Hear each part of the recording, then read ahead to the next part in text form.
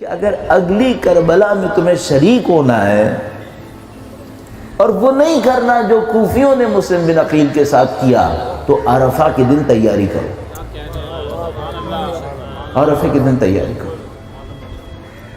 خدا ہے کیا تیاری کرو؟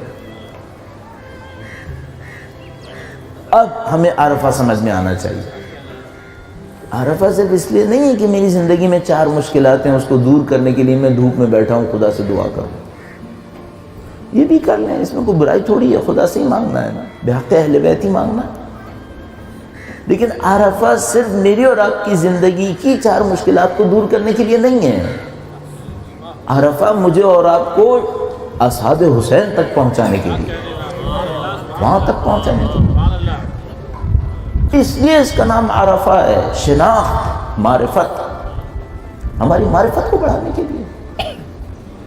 اب اس معرفت میں جو بھی رکاوٹیں ہیں، اس تیاری کو حاصل کرنے میں جو بھی خرابیاں ہمارے اندر موجود ہیں، ہمیں اس روز عرفہ کے صدقے میں اصلاح کرنی ہے۔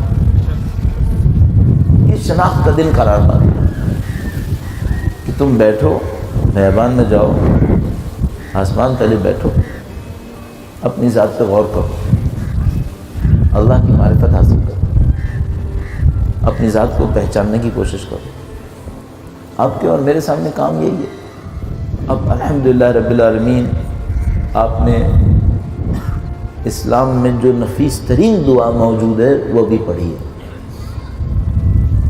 اس سے بہتر، اس سے زیادہ نفاست اور اعلیٰ مفاہیم پر مشتمل دعا شاید ہی کوئی ہو، غیر معمولی ہے۔ ہم نے وہ دعا پڑھ لی، اب کام کیا بچا ہے؟ بعض اوقات ایسا ہوتا ہے ہم لوگ کسی عمل کو انجام دیتے ہیں، اس عمل کو انجام دینے کے بعد ہمارے اندر ایک اطمینان آتا ہے، یہ بہت اچھی بات ہے، اللہ کی بندگی کر کے انسان کے دل کو سکون ملے، یہ اچھی علامت ہے۔ لیکن صرف ایک مشکل رہ جاتی ہے، وہ یہ کہ جو کام ہونا تھا وہ ہوا ہے یا نہیں ہوا ہے۔ جو مجھے اور آپ کو کر لینا چاہیے، نہیں معلوم ہم کتنے کامیاب ہو پا رہے ہیں اس کے اندر۔ امید خدا سے یہ ہے کہ ہمیں توفیق دے گا کہ ہم کامیاب ہو جائیں گے انشاءاللہ تعالی۔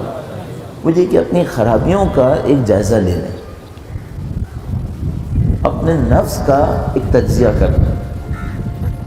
یہ تو نہیں ہو سکتا کہ میرے اندر سے ساری خرابیاں ختم ہو گئی ہوں، حتیٰ اگر میں نے کوشش بھی کی ہوں گی، بچی تو ہوں گی، شاید میں نے کوشش ہی نہ کی ہو ابھی، شاید میرا آغاز ہو ابھی اور میں سمجھ رہا ہوں میں بہت آگے جا چکا ہوں۔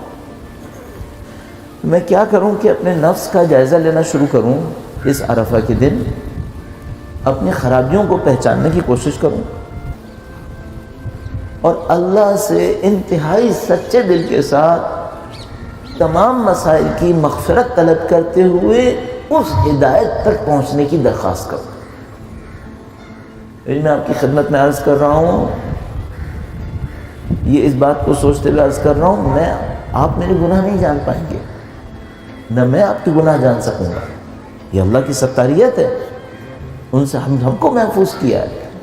لیکن ہم تو اپنے اندر کچھ پہچاننے کی کوشش کریں کہ بھئی میرے مسائل کیا ہیں، میری مشکلات کیا ہیں، میں اپنی امام کی خدمت کے لیے جس طرح سے تیار ہونا ہے ہوا ہوں یا نہیں ہوا ہوں۔ اب اس میں جتنی بھی ہمارے معاشرتی مقامات ہیں، الحمدللہ رب العالمین، ہم سب لوگ کچھ نہ کچھ انجام دے رہے ہیں معاشرے کی خدمت کے لیے، ان سب کو فی الحال تھوڑی دیر کے لیے پس پش ڈالنا، جو کچھ کیا اچھا فی الحال تھوڑی دیر کے لیے اسے بلانا۔ اس وقت اس بات کا جائزہ لیں جو رہ گئی ہے خرابیاں وہ کیا کیا ہے، ان سے ہمیں لڑنا ہے کسی طریقے سے۔ اب خدا کا ایک نظام ہے، عرفے کے دن خدا کچھ اور نہیں ہے، وہی خدا ہے جو 8 ذی الحجہ کو تھا، خدا میں کوئی تبدیلی نہیں آتی۔ یہ دن کیوں رکھتا ہے پھر؟ ارحم الراحمین وہی ہے جو 8 ذی الحجہ کو تھا، 9 ذی الحجہ کو بھی وہی ارحم الراحمین، اکرم الاکرمین وہی ہے۔ کیوں رکھتا ہے؟ بہانے دیتا ہے، بہانے دیتا ہے۔ اگر ہر روز رکھتا اس کے خزانے میں کوئی کمی نہیں آنی تھی، لیکن وہ کیا کرتا ہے؟ بہانوں سے لوگوں کو بلا رہا ہوتا ہے اپنے پاس۔ بہانوں سے کہہ رہا ہوتا ہے میری طرف آؤ، معافی مانگو۔ سال میں ایک شب قدر دی، ایک عرفے کا دن دے دیا کہ اس بہانے آ جاؤ میرے پاس۔ الحمدللہ رب العالمین، آپ اس بہانے کو لیتے ہوئے خدا کے سامنے پہنچ گئے، الحمدللہ۔ اب آپ نے اس خدا سے طلب کرنا ہے کہ خدایا دنیا تو گزر ہی جائے گی، جو لوگ اپنی عمر کے کئی سال گزار چکے ہیں نا، شاید وہ میرے اس جملے کا مطلب بہت آسانی سے سمجھ جائیں گے۔ صرف مشکل یہ رہ جائے گی لے کے کیا جانا ہے، بس یہ ہے اور کچھ نہیں ہے یہاں پر۔ ہم سب کو دھوکہ ہوتا رہتا ہے، میں اپنے جیسے کے لیے عرض کر رہا ہوں، ہم سب لوگوں کو دھوکہ ہوتا رہتا ہے کہ شاید یہاں پہ بھی کچھ ہے۔ ہم سب کو معلوم ہے یہاں کچھ نہیں ہے، یہاں صرف یہ ہے کہ کوئی خدمت کر لو،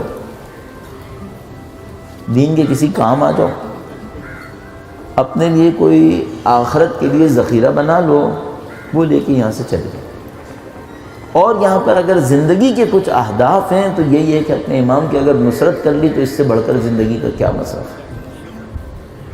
اصل کام یہی ہے، باقی سب کام تقاضے ہیں، لوازمات ہیں، ضروریات مادی ہیں، اور کچھ نہیں ہے۔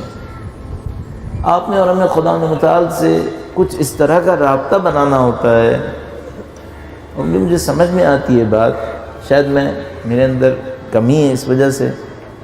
1 گھنٹہ انسان دعا پڑھتا ہے نا، چند منٹس آتے ہیں جو صحیح رابطے والے ہوتے ہیں، بس باقی تو یوں ہی ٹائم گزر جاتا ہے۔